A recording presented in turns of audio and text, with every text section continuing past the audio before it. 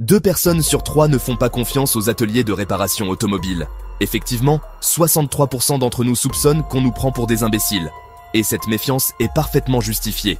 En tant que personne ayant travaillé dans cette industrie, j'ai observé de première main comment certains mécaniciens profitent des clients qui ne comprennent rien aux automobiles. Ils vous vendent des réparations totalement inutiles, gonflent artificiellement les prix et vous soutirent de l'argent sans que vous vous en rendiez compte. Mais aujourd'hui, cette exploitation prend fin, car je vais exposer les 13 arnaques les plus répandues que utilisent les garages pour vider votre portefeuille. Le meilleur dans tout cela, c'est qu'à la fin, je vous révélerai une règle d'or qui vous garantira de ne plus jamais tomber dans un piège mécanique. Restez donc avec nous jusqu'à la conclusion, car ces révélations peuvent vous faire économiser une véritable fortune. Commençons immédiatement notre exploration de ces pratiques douteuses. Premièrement, le lavage urgent de liquides automobiles représente une technique de manipulation particulièrement vicieuse. Imaginez cette scène classique. Vous arrivez au garage à cause d'un bruit que vous avez entendu dans le moteur. Soudainement, le mécanicien ouvre le capot, jette un coup d'œil rapide et vous annonce avec un air inquiétant. Il faut effectuer un lavage des liquides de frein, de direction et du système de refroidissement de toute urgence. Vous restez bouche bée, car vous ne saviez même pas qu'on pouvait laver autant de fluide dans une automobile. Avant que vous puissiez réagir convenablement, ils vous présentent un devis astronomique pour une opération qu'ils prétendent indispensable. Ils affirment que votre véhicule en a absolument besoin pour éviter une panne totale et catastrophique. Cette situation vous semble-t-elle familière dans votre expérience d'automobiliste? Généralement, les liquides de votre automobile, comme le liquide de refroidissement, l'huile de frein et le fluide de direction assistée, possèdent un cycle de vie défini par le constructeur. Ce n'est pas quelque chose qu'on change tous les 3 mois, encore moins qui nécessite des lavages constants et répétés. Il est effectivement important de les renouveler au moment approprié selon les recommandations techniques. Cependant, le mot urgent constitue généralement une tactique pour vous presser et vous faire croire que, si vous n'agissez pas immédiatement, tout va se décomposer. Comment détecter si on tente de vous tromper avec cette méthode douteuse? Premièrement, consultez le manuel d'utilisation de votre véhicule où apparaissent les intervalles de changement de chaque fluide. Vous serez surpris de la clarté de ce document, si souvent négligé et oublié. Deuxièmement, exigez une explication spécifique sur les raisons de ces changements si urgents. Ont-ils découvert une fuite? Le liquide est-il contaminé? Quelles preuves possèdent-ils? Troisièmement, s'ils ne fournissent pas de raisons solides et se contentent de catastrophismes, demandez un second avis dans un autre atelier. Vous verrez comment ce lavage soi-disant urgentissime s'évapore dans la majorité des cas. Ces prétendus lavages sont généralement inutiles et exorbitamment chers. Il vaut mieux vérifier l'état réel de chaque fluide. Changez-les selon les indications du fabricant ou quand un mécanicien de confiance vous le recommande avec des arguments clairs. Deuxièmement, la lumière de contrôle moteur alarmiste représente une source d'angoisse pour tous les conducteurs. À qui n'est-il jamais arrivé de rouler tranquillement quand soudain s'allume le fameux voyant jaune de contrôle moteur? Vous arrivez au garage et le mécanicien vous regarde avec une expression de mauvaise nouvelle. Cela pourrait être le capteur d'oxygène ou un problème grave dans le moteur, on ne peut pas savoir sans démonter la moitié de l'automobile. Immédiatement après, il vous présente un devis de plusieurs milliers d'euros sans même vous expliquer le pourquoi. Vous êtes-vous déjà demandé si c'est vraiment si grave quand ce voyant s'illumine? Le voyant de contrôle moteur peut être déclenché par énormément de facteurs, certains aussi simples que le bouchon du réservoir mal fermé. Effectivement, quelque chose d'aussi bête que cela peut déclencher cette alerte inquiétante. Bien sûr, il peut également indiquer des problèmes plus sérieux et préoccupants. Mais l'astuce consiste à ce que certains ateliers vous donnent le pire diagnostic possible. Ils peignent un tableau catastrophique pour que vous acceptiez une réparation coûteuse et souvent inutile. La meilleure chose à faire face à un voyant de contrôle moteur est de réaliser un diagnostic avec un scanner automobile. Ce scanner vous révélera le code d'erreur et vous pourrez ainsi avoir une piste claire de la défaillance réelle. Il existe des garages honnêtes qui facturent un tarif raisonnable pour ce diagnostic. Ensuite, ils vous montrent le code et vous expliquent clairement ce qu'il signifie. D'autres, en revanche, préfèrent maintenir le mystère et vous présenter un scénario dramatique pour gonfler le prix. Demandez donc quel est le code d'erreur spécifique détecté par leur équipement. S'ils ne donnent pas de réponse convaincante ou prétendent qu'il faut démonter tout le moteur sans utiliser de scanner, méfiez-vous. S'ils vous proposent un service pour éteindre le voyant sans réparer, c'est également douteux. Il se peut qu'ils effacent simplement le code et que le voyant s'éteigne temporairement. Mais le problème de fond persiste et réapparaîtra rapidement. Exigez toujours de la clarté et recherchez un diagnostic professionnel et transparent.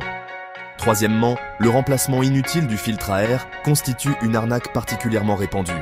Votre filtre à air est très sale, nous ferions mieux de le changer par un neuf immédiatement. Vous l'avez sûrement entendu, même dans les centres de vidange ou chez le concessionnaire officiel. Le filtre à air est essentiel pour empêcher les particules d'entrer dans le moteur. Cependant, il ne se change pas chaque fois que vous amenez l'automobile au garage. Beaucoup de mécaniciens malhonnêtes profitent de l'ignorance du client en leur montrant un filtre avec un peu de poussière, ce qui est parfaitement normal, et ils déclarent qu'il faut absolument le changer. Un filtre à air vraiment sale est généralement très noirci ou rempli de saleté excessive. Parfois, avec un simple nettoyage à l'air comprimé, il peut durer plus longtemps. Le fabricant indique à quelle fréquence le changer, et souvent cette recommandation dépasse les 10 000 km. Cela dépend du type de conduite et des routes que vous parcourez régulièrement. Comment éviter de tomber dans ce piège classique et coûteux? Demandez à voir votre filtre à air actuel. S'il n'a qu'un peu de poussière superficielle, c'est normal. Il a peut-être seulement besoin d'un nettoyage léger et rapide. Si le mécanicien insiste pour le changer, demandez quand il a été remplacé la dernière fois. Demandez également si vous pouvez consulter le manuel d'entretien du véhicule. Quand la justification reste vague, par exemple, il a l'air sale ou il sent mauvais sans montrer de preuves réelles, soyez suspicieux. Rappelez-vous que le filtre est quelque chose de très facile à vérifier. Si vous voyez une légère couleur grise, cela ne signifie pas qu'il faut le jeter.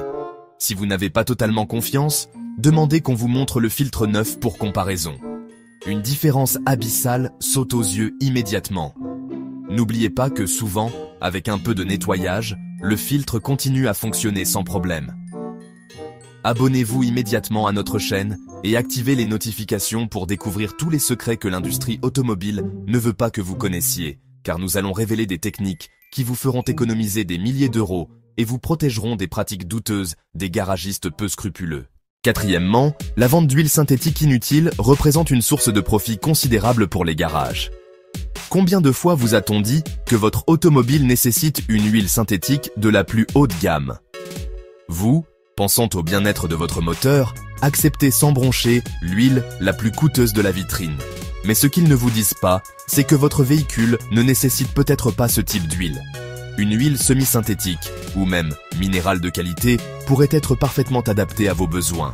Il existe des véhicules qui nécessitent effectivement de l'huile synthétique selon les spécifications d'usine.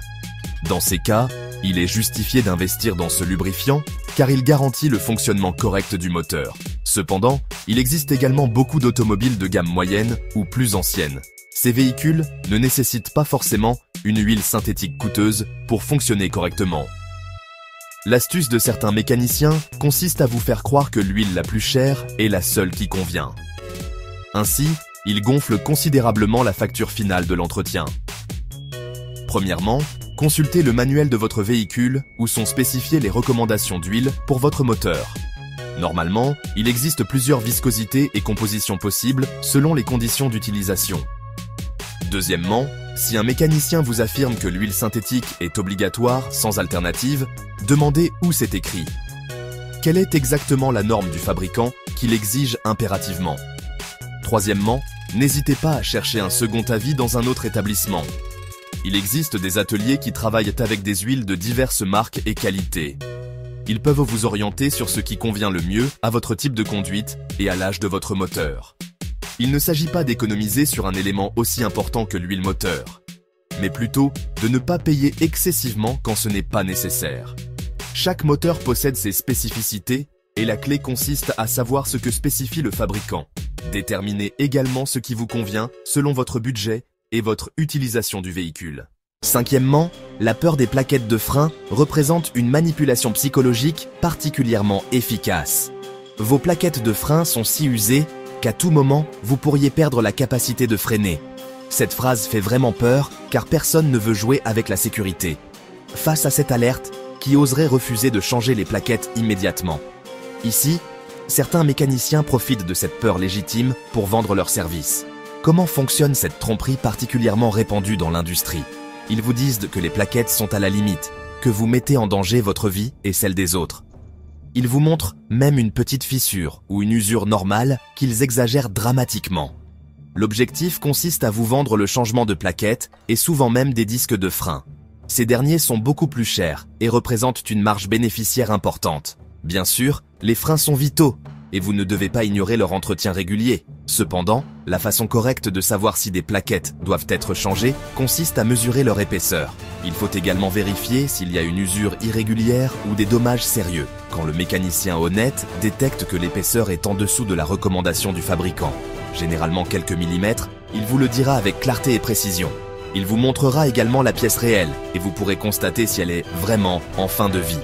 Ne cédez pas à la panique immédiate si un mécanicien vous dit qu'il faut changer les plaquettes. S'il ne vous montre pas la preuve concrète, exigez-la. Et si vous n'êtes pas convaincu, cherchez un autre atelier. Il est toujours préférable d'investir un peu plus de temps pour vérifier la situation réelle, plutôt que de débourser une fortune pour un changement qui n'était peut-être pas si nécessaire. Sixièmement, l'obligation de pièces d'origine OEM constitue une pratique commerciale discutable. Vous avez sûrement entendu la phrase « Les pièces originales d'usine OEM sont la seule option sûre pour votre automobile ». Effectivement, dans beaucoup de cas, les pièces originales offrent une haute qualité et une compatibilité parfaite. Mais il existe des pièces de rechange de marque reconnues qui sont aussi bonnes, parfois même meilleures, que les pièces OEM et coûtent souvent beaucoup moins cher. L'arnaque se produit quand ils vous disent que si vous n'installez pas la pièce originale, votre véhicule sera défaillant ou que vous perdrez automatiquement la garantie constructeur de votre automobile. La vérité, c'est que dans la majorité des cas, utiliser des pièces de marque accréditées n'annule pas la garantie, pourvu qu'elles respectent les spécifications techniques nécessaires pour le bon fonctionnement. De plus, il existe des ateliers qui vous facturent un prix exorbitant pour une supposée pièce originale. En réalité, ils vous installent une pièce de qualité inférieure en gardant la différence.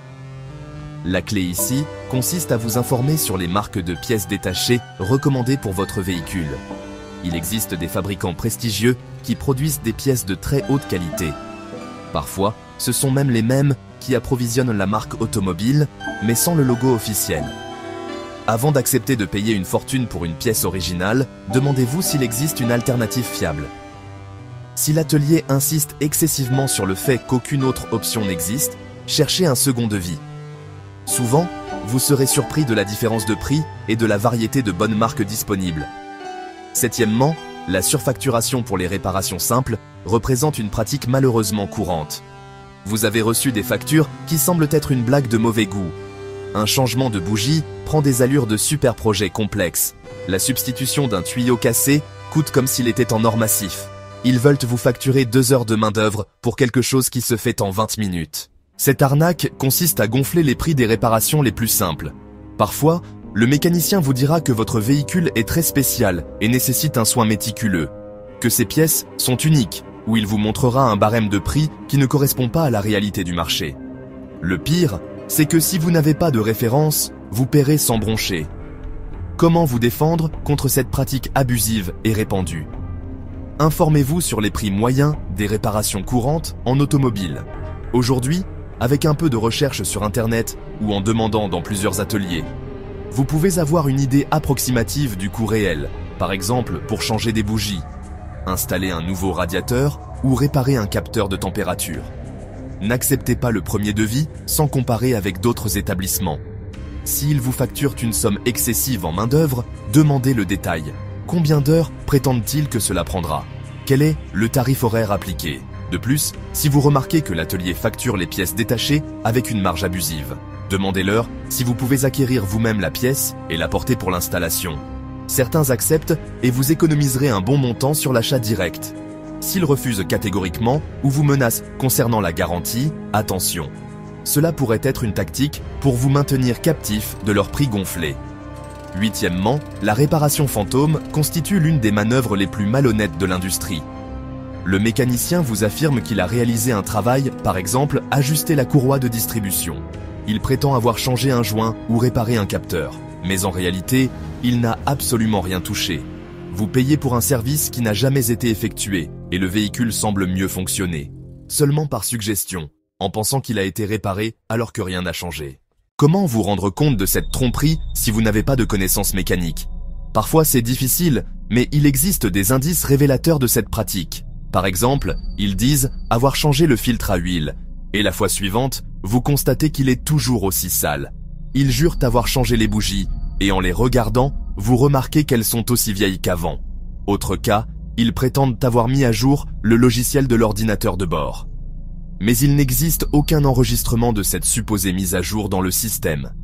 La manière de l'éviter consiste à demander les pièces usagées qu'ils ont supposément changées.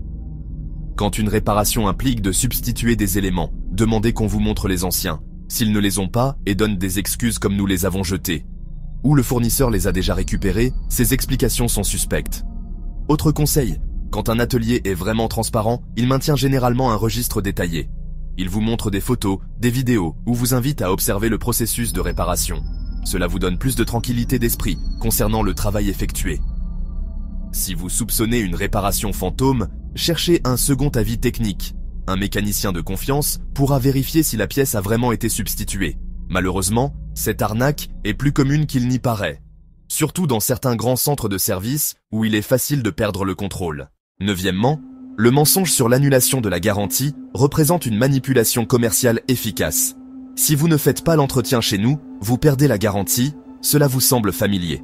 Beaucoup de concessions et d'ateliers officiels utilisent cette menace pour retenir leurs clients. La vérité, c'est que dans de nombreux pays, les lois de protection du consommateur permettent d'amener votre véhicule. Vous pouvez le confier à n'importe quel atelier qui respecte les spécifications du fabricant sans perdre la garantie. L'important consiste à utiliser des pièces détachées et des lubrifiants qui respectent les normes techniques. La tromperie ici réside dans le fait qu'ils vous font croire que seuls eux peuvent toucher à votre automobile. De cette façon, ils ont un monopole et peuvent vous facturer ce qu'ils veulent, pour des services qui pourraient te coûter beaucoup moins cher ailleurs. Il existe des régions où effectivement la garantie se lie à un certain type de service. Mais dans la grande majorité des cas, tant qu'on respecte le plan d'entretien et qu'on utilise des pièces adéquates, la garantie reste valide et applicable. Comment connaître la vérité sur cette question importante ? Consultez le contrat de garantie de votre automobile où s'établissent les conditions de validité, ainsi que les exigences techniques pour maintenir cette couverture. Si vous ne comprenez pas quelque chose, consultez un conseiller juridique ou l'organisme de protection du consommateur de votre pays. Bien sûr, si le fabricant vous exige certains fluides ou routines de service, vous devez les respecter. Mais cela n'implique pas que vous deviez payer des surprix dans un unique atelier désigné. Informez-vous et ne tombez pas dans cette manipulation du seul « nous pouvons réparer votre véhicule ». Dixièmement, les liquides et produits falsifiés constituent une arnaque particulièrement grave et dangereuse. Ils vous proposent une huile de marque, un liquide de frein supposément de haute qualité, ou un antigel premium, mais en réalité, ils utilisent des produits de provenance douteuse ou contrefaits. Les emballages sont des imitations parfaites, les étiquettes sont bien réalisées. Si vous ne connaissez pas l'apparence des originaux, vous ne vous rendez compte de rien. Le problème, c'est que ces liquides falsifiés peuvent endommager sérieusement votre moteur. Vos freins et d'autres parties vitales de l'automobile peuvent également être affectés. De plus, vous pourriez expérimenter des défaillances de sécurité potentiellement dangereuses. Comment détecter cette pratique frauduleuse et protéger votre véhicule ? Premièrement, le prix. S'ils vous proposent une huile supposément haut de gamme à un coût ridiculement bas, méfiez-vous. Deuxièmement, la présentation. Les marques sérieuses possèdent des sceaux de sécurité, des hologrammes ou des codes de vérification d'authenticité sur leurs produits. Si vous voyez que l'étiquette est mal imprimée, l'emballage de mauvaise qualité ou le sceau de sécurité manipulé, soyez suspicieux immédiatement. Autre conseil, achetez vos propres liquides dans des magasins de confiance. Apportez-les à l'atelier pour qu'ils les utilisent lors de l'entretien. Ou bien, fréquentez un atelier avec une bonne réputation qui travaille avec des fournisseurs officiels. Cela peut vous coûter un peu plus cher que les offres irrésistibles de certains endroits. Mais au moins, vous vous assurez de ne pas introduire quelque chose d'adultéré, qui à long terme vous coûtera le double en réparations coûteuses et imprévues. Onzièmement, la vente additionnelle d'amortisseurs inutiles représente une source de profit importante. Ils vous ont dit que vos amortisseurs sont défaillants et que c'est pourquoi l'automobile rebondit excessivement. Ils vous proposent de les changer immédiatement avec tous les supports pour que le véhicule redevienne comme neuf. Il est vrai que les amortisseurs s'usent avec l'utilisation et que s'ils sont en mauvais état, L'automobile perd en stabilité et en confort de conduite. Mais à quelle fréquence doit-on vraiment les changer selon les recommandations techniques? Est-il vrai que si vous ne les changez pas maintenant, vous perdrez le contrôle du véhicule? Certains mécaniciens exagèrent n'importe quel signe d'usure pour vous obliger à acheter des amortisseurs neufs. Ces pièces ne sont pas bon marché et parfois, ils vous vendent des amortisseurs haut de gamme, à prix d'or quand peut-être un modèle de gamme moyenne de bonne marque suffirait. Pour savoir si les amortisseurs nécessitent vraiment un changement, des tests spécifiques existent. L'un d'eux est le test de rebond. Pressez l'automobile et observez combien de fois elle rebondit. Bien que ce ne soit pas le plus fiable, dans les ateliers sérieux, ils possèdent des équipements de diagnostic. Ces équipements mesurent l'efficacité réelle de l'amortisseur de manière précise. Vous pouvez également vérifier s'il y a des fuites d'huile sur le corps de l'amortisseur. Mais attention, parfois, ils tachent volontairement l'amortisseur pour simuler une fuite. Observez bien s'il y a des traces réelles de fluide ou de la corrosion évidente. Si vous n'avez pas confiance, demandez un second avis technique dans un autre établissement. Les amortisseurs sont des pièces coûteuses qui se changent à un certain kilométrage, ou quand on constate une usure réelle, pas par simple convenance du mécanicien. 12e, l'inflation des heures de main-d'œuvre constitue une autre arnaque classique de l'industrie. Ils vous disent que la réparation a pris 10 heures de travail quand en réalité, c'était quelque chose qui s'est terminé en 2 ou 3 heures maximum. Souvent, les ateliers facturent ça à la main-d'œuvre selon un manuel de temps de réparation standard. Mais certains ajoutent des heures supplémentaires injustifiées, surtout s'ils remarquent que vous n'êtes pas au courant. Comment vous protéger contre cette pratique de surfacturation abusive? Demandez un devis détaillé avant d'autoriser la réparation de votre véhicule. Exigez qu'il vous indique combien d'heures il calcule et quel est le tarif horaire appliqué. Ensuite, s'il vous livre la facture avec plus d'heures que celle convenue, demandez pourquoi. Parfois, des imprévus réels surviennent, mais il devrait vous consulter préalablement pour vous avertir que le coût va s'incrémenter par rapport au devis initial.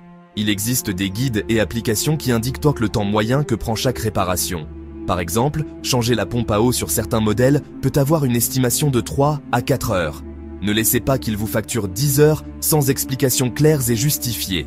S'ils prétendent que c'est devenu compliqué, exigez qu'ils vous le démontrent concrètement. Un atelier honnête vous appellera et vous expliquera clairement la situation, sans surprise de dernière minute sur la facture finale. 13e, le piège de l'inspection gratuite semble être une offre généreuse et irrésistible. Passez ici, nous vous faisons une révision de 30 points complètement gratuite, ça ne coûte rien. Cela sonne de manière irrésistible, n'est-ce pas? Qui ne veut pas connaître l'état de son véhicule, sans payer un centime pour cette vérification complète et détaillée. Le problème, c'est que dans certains cas, cette révision gratuite se transforme en liste interminable de défaillances qu'ils découvrent et que nous devons réparer le plus rapidement possible. Le schéma suit généralement le même pattern. Vous arrivez confiant à l'inspection. Ils vous font attendre un moment et ensuite vous remettent un rapport alarmant. Les courroies sont presque cassées, les freins sont au bord de l'effondrement.